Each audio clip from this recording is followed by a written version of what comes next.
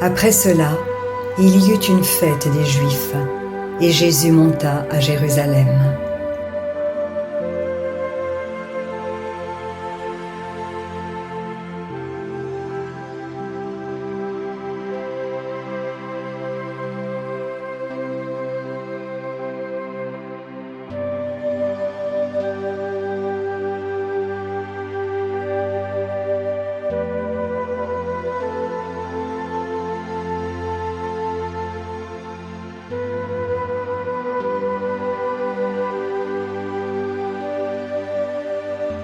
Or, à Jérusalem, près de la porte des brebis, il y a une piscine qui s'appelle en hébreu Bethesda et qui a 5 portiques.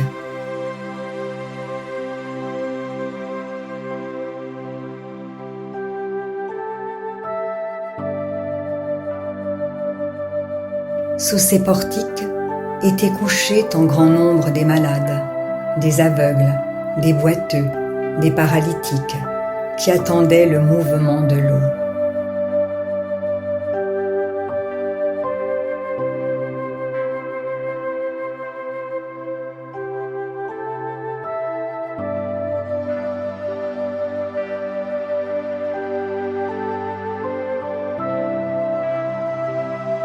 Car un ange descendait de temps en temps dans la piscine et agitait l'eau. Et celui qui y descendait le premier après que l'eau avait été agitée était guéri, quelle que fût sa maladie.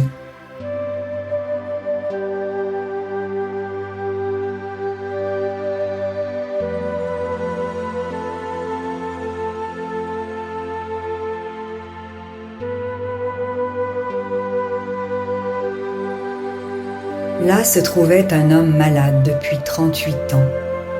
Jésus, l'ayant vu couché et sachant qu'il était malade depuis longtemps, lui dit : « Veux-tu être guéri ? »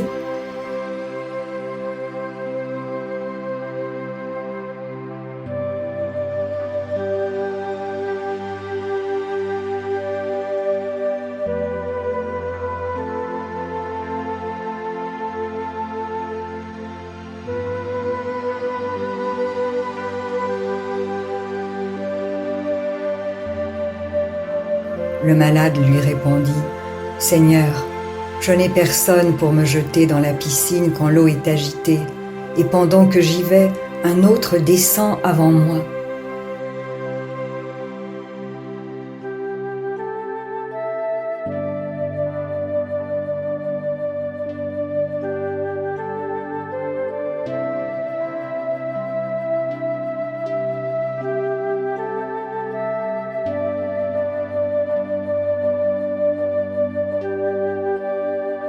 « Lève-toi, lui dit Jésus, prends ton lit et marche. »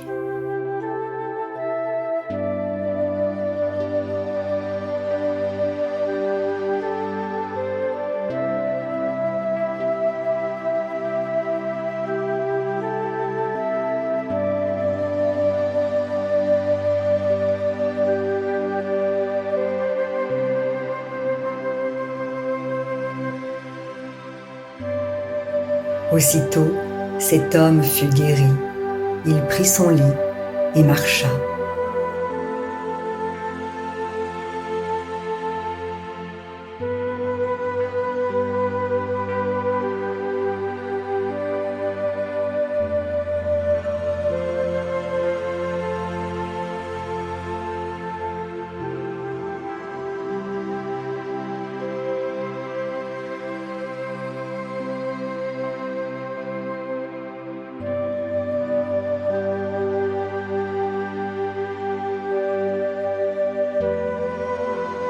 C'était un jour de sabbat.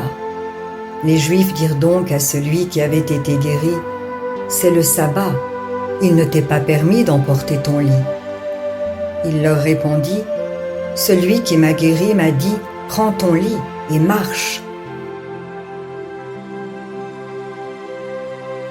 Ils lui demandèrent : « Qui est l'homme qui t'a dit : prends ton lit et marche ?»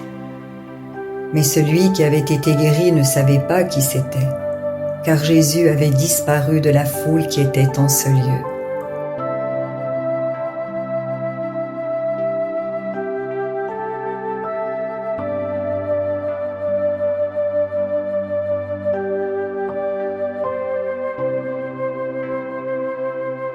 Depuis, Jésus le trouva dans le temple et lui dit, « Voici, tu as été guéri, ne pêche plus, de peur qu'il ne t'arrive quelque chose de pire. »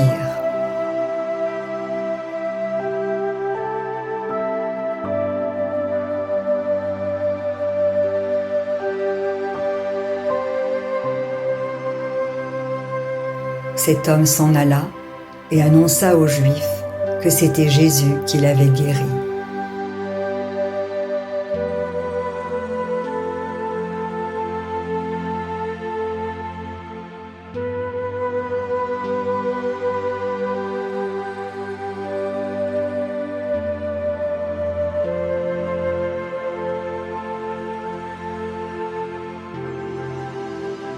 C'est pourquoi les Juifs poursuivaient Jésus, parce qu'il faisait ces choses le jour du sabbat.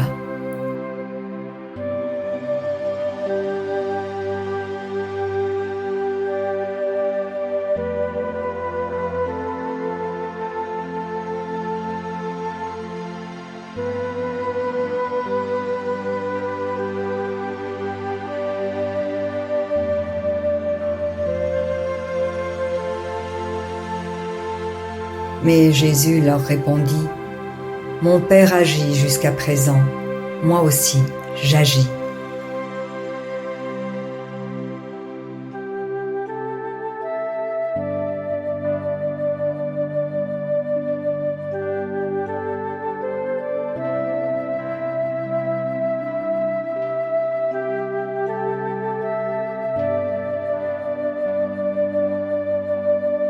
À cause de cela, les Juifs cherchaient encore plus à le faire mourir, non seulement parce qu'il violait le sabbat, mais parce qu'il appelait Dieu son propre Père, se faisant lui-même égal de Dieu.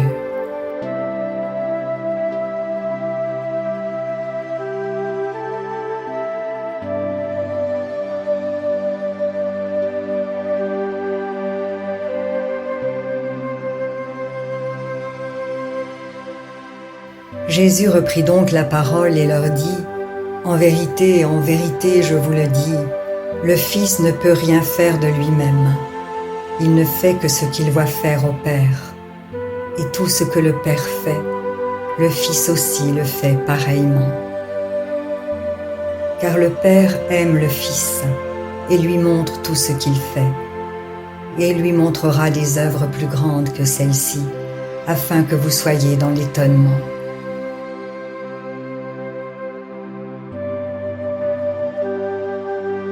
Car comme le Père ressuscite les morts et donne la vie, ainsi le Fils donne la vie à qui il veut. Le Père ne juge personne, mais il a remis tout jugement au Fils, afin que tous honorent le Fils comme ils honorent le Père. Celui qui n'honore pas le Fils, n'honore pas le Père qui l'a envoyé.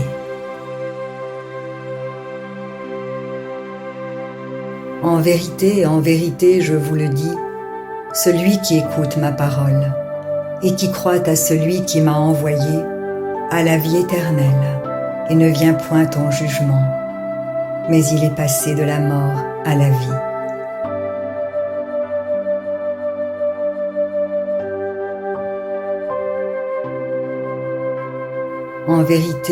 En vérité, je vous le dis, l'heure vient, et elle est déjà venue, où les morts entendront la voix du Fils de Dieu, et ceux qui l'auront entendu vivront. Car comme le Père a la vie en lui-même, ainsi il a donné au Fils d'avoir la vie en lui-même. Et il lui a donné le pouvoir de juger, parce qu'il est Fils de l'homme.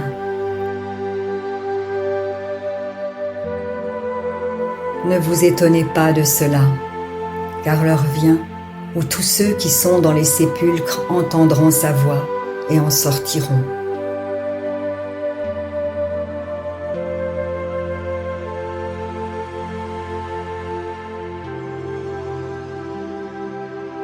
Ceux qui auront fait le bien ressusciteront pour la vie, mais ceux qui auront fait le mal ressusciteront pour le jugement.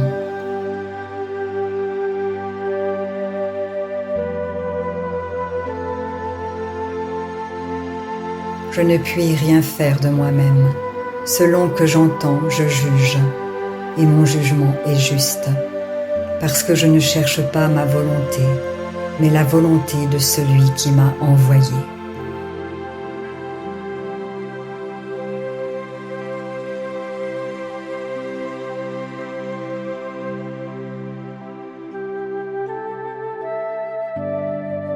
Si c'est moi qui rends témoignage de moi-même, mon témoignage n'est pas vrai. Il y en a un autre qui rend témoignage de moi, et je sais que le témoignage qu'il rend de moi est vrai.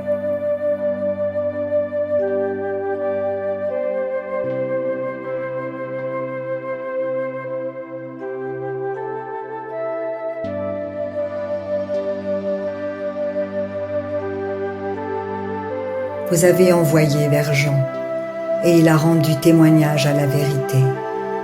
Pour moi, ce n'est pas d'un homme que je reçois le témoignage, mais je dis ceci afin que vous soyez sauvés.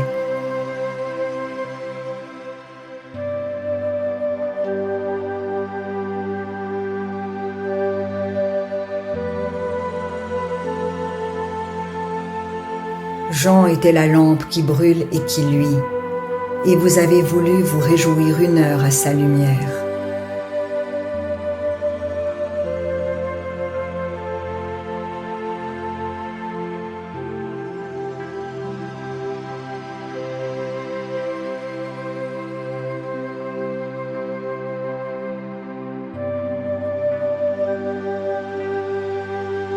Moi, j'ai un témoignage plus grand que celui de Jean, car les œuvres que le Père m'a donné d'accomplir, ces œuvres mêmes que je fais, témoignent de moi que c'est le Père qui m'a envoyé.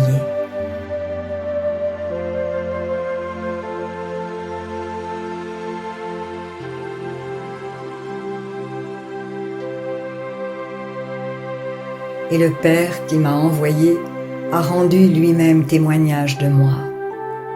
Vous n'avez jamais entendu sa voix, vous n'avez point vu sa face, et sa parole ne demeure point en vous, parce que vous ne croyez pas à celui qui l'a envoyé.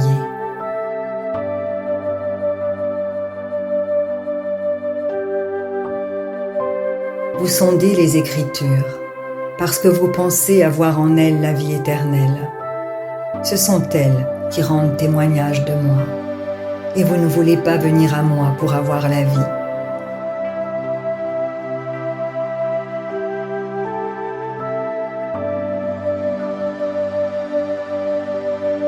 Je ne tire pas ma gloire des hommes, mais je sais que vous n'avez point en vous l'amour de Dieu. Je suis venu au nom de mon Père, et vous ne me recevez pas. Si un autre vient en son propre nom, vous le recevrez.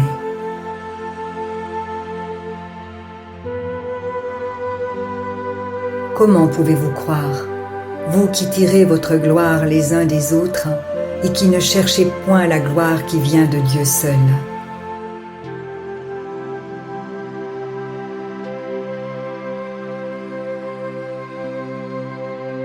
Ne pensez pas que moi je vous accuserai devant le Père. Celui qui vous accuse, c'est Moïse, en qui vous avez mis votre espérance. Car si vous croyez à Moïse, vous me croiriez aussi, parce qu'il a écrit de moi.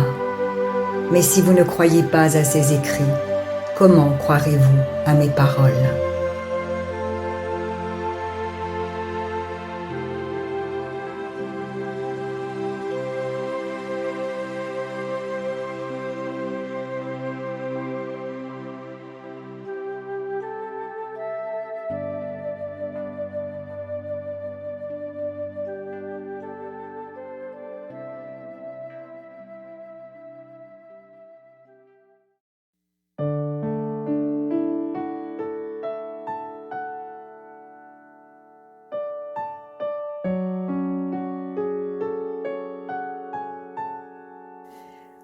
Si la parole de Dieu touche votre cœur, ne l'endurcissez pas. C'est Jésus qui se manifeste. Il vous dit, « Voici, je me tiens à la porte et je frappe. Si quelqu'un entend ma voix et ouvre la porte, j'entrerai chez lui, je souperai avec lui et lui avec moi. Alors, si vous n'avez pas encore fait de Jésus votre Sauveur et votre Seigneur personnel, vous pouvez maintenant le faire. Déclarez à haute voix et d'un cœur sincère: Père, je te remercie parce que tu as envoyé Jésus-Christ mourir sur la croix pour mes péchés et tu l'as ressuscité des morts.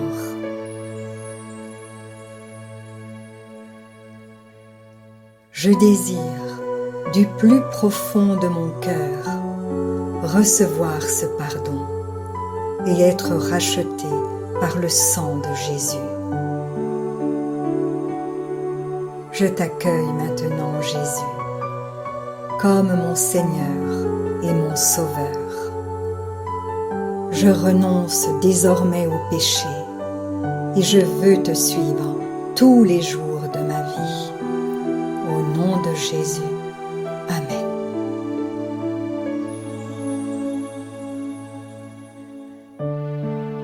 Continuez de vous fortifier et de vous purifier par la parole de Dieu. La foi vient, mais elle ne vient que d'une seule source, de ce qu'on entend de la parole de Christ. Demandez à l'Esprit Saint de vous guider et de vous éclairer dans sa connaissance. Vous verrez que peu à peu, il vous révélera ce que ne peuvent comprendre ceux qui ne vont pas dans la parole.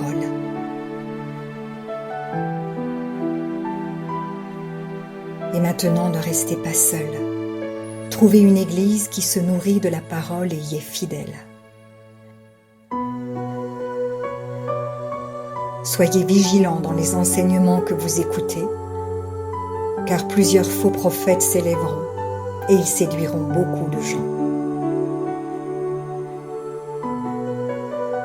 Et en toutes choses, faites une confiance absolue au Seigneur.